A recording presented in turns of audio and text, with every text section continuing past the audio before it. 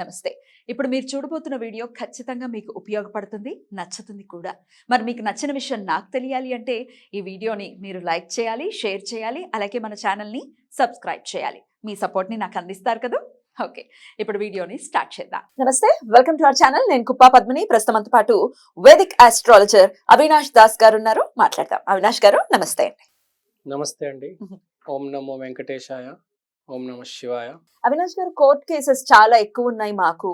వాటి నుంచి solution, court cases అంటేనే టైం పడుతుంది కదా, ట్రయల్స్ కి రావడానికి చాలా సమయం పడుతుంది. సో దాని నుంచి బయటపడాలి. ఎండ్ ఆఫ్ ది డే అది stress, end of the day కదా.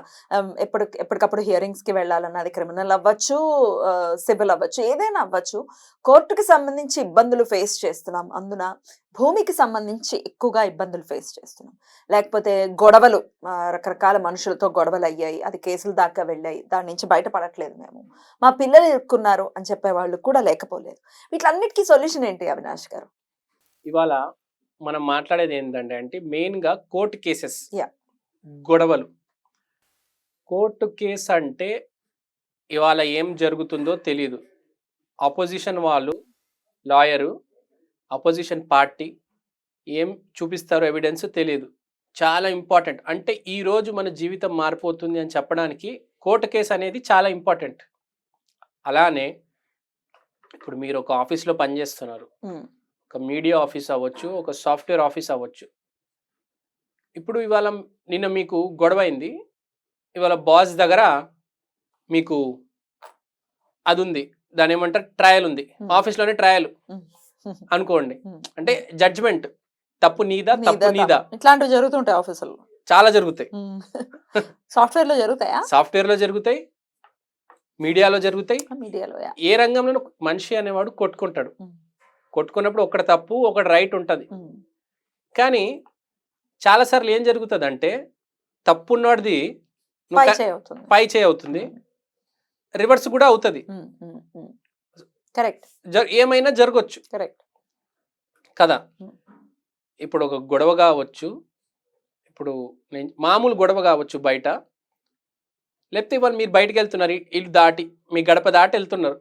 మీ రోజు బాగుండాలి, మీకు ఈరోజు కలిసి రావాలి, ఎవడు నాకు ఈరోజు గొడవ అవ్వాలి, దరిద్రంగా ఉండాలి, ఎవరు అనుకోరు కదా, బాగుండాలని అనుకుంటాం. సో ఇక్కడ కాన్సెప్ట్ ఏంటంటే, మనిషి ఎప్పుడు కుడి కాలు బయట పెడుతున్నాడు. అవును, పెడతాం. కుడి కాలు పెడితే మంచి దారిలో వెళ్తాము అనుకుంటారు. కానీ ఏంటి, అప్పుడప్పుడు ఏంది, కొంతమంది మంచి దారిలో రాడు, పిచ్చి పిచ్చి దారిలో వచ్చేస్తారు. అప్పుడు మీరు కూడా పిచ్చి దారిలో వెళ్ళాలి, లేదా వాడిని మంచి దారిలో ఎదుర్కోవాలా. మనకు అర్థం కాదు, మంచోడిని ఏ దారిలో ఎదుర్కోవాలి. నేను మంచోడు, నాకు మంచోడు ఎదురు రావచ్చు. నేను చెడ్డోడిని, నాకు చెడ్డోడు ఎదురు రావచ్చు. మీకు పని అవ్వాలండి, మీకు ఎవరు ఎదురు వస్తారో మీకు తెలియదు. కానీ ఆ రోజు మీరు ఆ మనిషిని దాటాలి, ఆ దాటితేనే ఆ ఈవెంట్ సక్సెస్ఫుల్ అవుతుంది కదా. పాయింటా కదా, చెప్పండి. సో ఇలాంటి టైంలో మనం ఏం అర్థం చేసుకోవాలంటే, ఈరోజు ఇవాళ నాది ఎలా ఉంది. ఒక ఇంటర్వ్యూ తీసుకోండి, నువ్వు ఎంత చదువుకున్నావా, ఫ్యూచర్లో ఏం చదువుతావా, అవన్నీ అనవసరం. ఇవాళ ఆన్ దట్ మూమెంట్ ఈ రోజు నువ్వు ఎలా ఫేస్ చేస్తావు. మొదలు చాలా ఇంపార్టెంట్ అన్నిటికన్నా. ఏ గుడి ముందైనా విఘ్నేశ్వరుడు ఉంటాడు. మొదలు చాలా ఇంపార్టెంట్, మోస్ట్ ఇంపార్టెంట్. అది మీరు ఏదైనా బైక్ జర్నీ ఉంది, కార్ జర్నీ ఉంది, ఇక్కడ నుంచి విజయవాడకు బయలుదేరుతున్నారు, కాకినాడకు బయలుదేరుతున్నారు, ముందు ఏం చేస్తారు, కొబ్బరికాయ కొడతారు కదా. సో మొదలు అనేది చాలా ఇంపార్టెంట్ మన హిందూయిజంలో, చాలా ఇంపార్టెంట్. సో మొదలుని ఎట్లా మనం జడ్జి చేయాలి అంటే, ఇప్పుడు నేను చెప్తాను మీకు, ప్రతి మనిషికి లోపల ఎనర్జీ ఉంటుంది. ఇప్పుడు నేను సింపుల్ ఎగ్జాంపుల్ చెప్తాను. ఇప్పుడు మీరు కుడి కాలు పెట్టాలా, ఎడం కాలు పెట్టాలా అంటే, ఈరోజు మీ ఎనర్జీ ఏముంది అనేది మనం ఐడెంటిఫై చేసి, ఎలా ఐడెంటిఫై చేయాలి నేను చెప్తాను. You wait just. According to that energy you have to go. According to that energy you have to go. ఆ రోజు నీ మీద ఎనర్జీ నడుస్తుంది కాబట్టి నువ్వు అదే ఎనర్జీలో వెళ్తే బాగుంటది. ఎదురీత కొట్టలేవు కదా, అంత ధైర్యం లేదు నీకు. ప్రవాహంతోనే వెళ్ళు. నీకు బాగుపడుతుంది, స్పీడ్గా వెళ్ళిపోతావు. ఎదురీత అవసరమా కదా? ప్రవాహంతో వెళ్ళు. కాబట్టి నేను ఇవాళ మీ ఎనర్జీ మీరు ఏంటో కనుక్కోవాలంటే చాలా సింపుల్. మీరు డోర్ దగ్గర నుంచుంటారు కదా, మీ ఎనర్జీ ఏంటి మీకు తెలియాలంటే చాలా సింపుల్. ఈ యొక్క వేలు ఇక్కడ ముక్కు కింద పెట్టండి.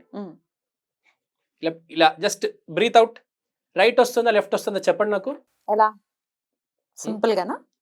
జస్ట్ అండి, చాలా సింపుల్. వేలు పెట్టి మీరు ఇట్లా బ్రీత్ అవుట్ చేస్తే మీకు రైట్ నుంచి గాలి వస్తుందా లెఫ్ట్ నుంచి గాలి వస్తుందా అని తెలుస్తుంది. రైట్ నుంచి ఎక్కువ వస్తుంది. రైట్ నుంచి ఎక్కువ వస్తుంది కాబట్టి మీరు రైట్ పాదం బయట పెట్టాలి. లెఫ్ట్ నుంచి వస్తే మీరు లెఫ్ట్ పాదం పెట్టాలి. అప్పుడప్పుడు ఏం జరుగుతుందంటే 2 నాస్ట్రిల్స్ నుంచి వస్తుంది కాబట్టి ఏ నాస్ట్రిల్ నుంచి ఎక్కువ ఫోర్స్లో వస్తుంది ఆ అడుగు పెట్టాలి.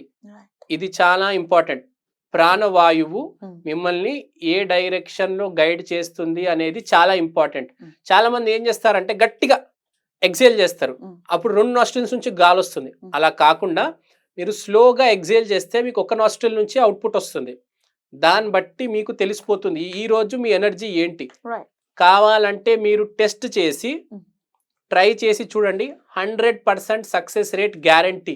ఏది మీది తప్పు ఉండొచ్చు, మీది కరెక్ట్ ఉండొచ్చు, కానీ ఈ రోజు ఎనర్జీని మీరు ఫాలో అవుతే మీరే విన్ అవుతారు. రైట్. అయితే రైట్ నాస్ట్రిల్ నుంచి ఇప్పుడు వచ్చింది, ఎక్కువ వచ్చింది. I could feel. సో అప్పుడు రైట్ లెగ్గే పెట్టాలంటే రైట్ లెగ్గే పెట్టాలి బయటికి వెళ్ళేటప్పుడు. కానీ దీనికి ఒకటి ఉంది నేను చెప్పేది. ఇప్పుడు మీరు ఈ రోజు మీరు తప్పు ఉన్నా గెలిచేది మీరు, కానీ అనుభవించాలి. కానీ ఈ రోజు మీకు గెలవడం చాలా ఇంపార్టెంట్ అండి. మీకు మీ ఫ్యామిలీకి తప్పదు అంటేనే మీరు ఆ పని చేయండి. మీకు లెఫ్ట్ నుంచి వస్తే తప్పని కాదు, మీరు రైట్, నేను చెప్పింది మీరు క్లారిటీగా అర్థం చేసుకోవాలి. లెఫ్ట్ నుంచి వచ్చిందా రైట్ నుంచి వచ్చిందా దాన్ని బట్టి మీరు అడుగు బయట పెడితే విన్ అవుతారు. లెఫ్ట్ నుంచి వస్తే లెఫ్ట్ లెగ్ పెడతాం అంతే. రైట్ నుంచి వస్తే రైట్ పెడతారు. కానీ నేను చెప్పేది ఏంటంటే మీకు మీరు కరెక్ట్ అయితేనే ఇవి పని చేస్తే కదా. మీరు రాంగ్ అయినా పని చేస్తాయి. రాంగ్ అయినా పని చేస్తే పర్యవసానాలు ఫేస్ చేస్తాం. కానీ ఇవాళ గెలిచేస్తావు నువ్వు. ఇవాళ నీ జాబ్ పోదు, వాడి జాబ్ పోతుంది. తప్పు నీదే ఉండొచ్చు, జాబ్ వాడిది పోతుంది, కానీ ఫ్యూచర్ లో నీకు ప్రాబ్లం వస్తుంది. సో ధర్మబద్ధంగా వెళ్ళాలి మనం. ఎండ్ ఆఫ్ ది డే ధర్మబద్ధంగా వెళ్ళాలి. కానీ ఇవాళ నువ్వు గెలవాలి. నీ ఫ్యామిలీ పరిస్థితి బాగాలేదు, నువ్వు తప్పు మార్గాన ఉన్నావు, కానీ నీ ఫ్యామిలీ పరిస్థితి బాగాలేదు, నువ్వు చచ్చినట్టు చేయాలి. డూ ఆర్ డై సిచ్యువేషన్ ఉన్నప్పుడు ఏం చేస్తాం? ప్రతి మనిషికి వస్తుంది డూ ఆర్ డై సిచ్యువేషన్ అనేది. హీ హ్యాస్ టు ఫేస్ కదా. ఇప్పుడు కర్ణుడు అనేటాడు పాపాత్ముడు, ఫ్రాంక్ గా ధర్మ మార్గంలో వెళ్ళలేదాడు, లాస్ట్ లో ఫేస్ చేశాడు. కానీ మధ్యలో కూడా ఆటంకాలు వచ్చినప్పుడు ఇలాంటివి చేసి ఉంటారు, చాలా మంది చేసి తప్పించుకుంటారు. రావణాసురుడు కూడా లాస్ట్ లో ఫేస్ చేశాడు, కానీ దాని ముందు చాలా తప్పులు చేశాడు. అవి ఎలా దాటాలో వాడికి తెలుసు, చదువుకున్నాడు. ఇలాంటి మార్గాలు చాలా చాలా చాలా చేశాడు. అందుకనే అన్ని తప్పులు చేసినా అక్కడ దాకా వచ్చాడు. కాబట్టి నేను చెప్పేదంటే తప్పు చేయకరా నాయన. సరే తప్పు చేశావు, ఇంకా మార్గం లేదు అంటే అప్పుడు ఇది బేసిక్గా అయితే ఎవరైనా, నేను చెప్పేది ఇవాళ కోర్టు కేసు ఉందా, ఇది ఉన్నదా అది ఉందా అని కాదు. మీరు పొద్దున్న అడుగు బయట పెడుతున్నారా, మీరు రైట్ నాస్ట్రిల్ పనిచేస్తుందా లెఫ్ట్ నాస్ట్రిల్ పనిచేస్తుందా దాన్ని బట్టి మీరు అడుగు పెట్టండి. తర్వాత రోజు చూడండి ఎంత బాగుంటుంది. మీరు రోజు బాగాలేకపోయినా కూడా మీరు దాన్ని ఫేస్ చేయగలుగుతారు. మీరు క్రైసిస్ లో అయితే వెళ్ళరండి, సిచ్యువేషన్ ఫేస్ చేస్తారు, సక్సెస్ఫుల్ గా ఫేస్ చేస్తారు. చాలా కాన్ఫిడెన్స్ వస్తుంది మీకు మీ మీద. జీవితం అంటే ఏందండి, వాయువు. మీ వాయువు ఎటువైపు వెళ్తుందో తెలుసుకుంటే చాలు, దాని మించి ఏది లేదు. స్మార్ట్ ట్రిక్ కాదండి, మీరు టెస్ట్ చేయొచ్చు. This is the most essential trick, powerful trick. చాలా జోక్ అనుకుంటారు జనాలు, మీరు ట్రై చేసి చూడండి. This is very powerful. Not at all joke అనేం లేదు ఇందులో, జస్ట్ న్యూ థింగ్. రెమెడీని ఎలా చేయాలి అనేది ఒక ప్రొసీజర్ ఉంటుంది, ఆ ప్రొసీజర్ ఫాలో అయ్యి చేయాలి. అలానే జీవితంలో కూడా ట్రిక్స్ ఉంటాయి, అవి ఫాలో చేసుకుంటూ చాలా సునాయాసంగా మనం మన గమ్యాన్ని చేరుకోవచ్చు.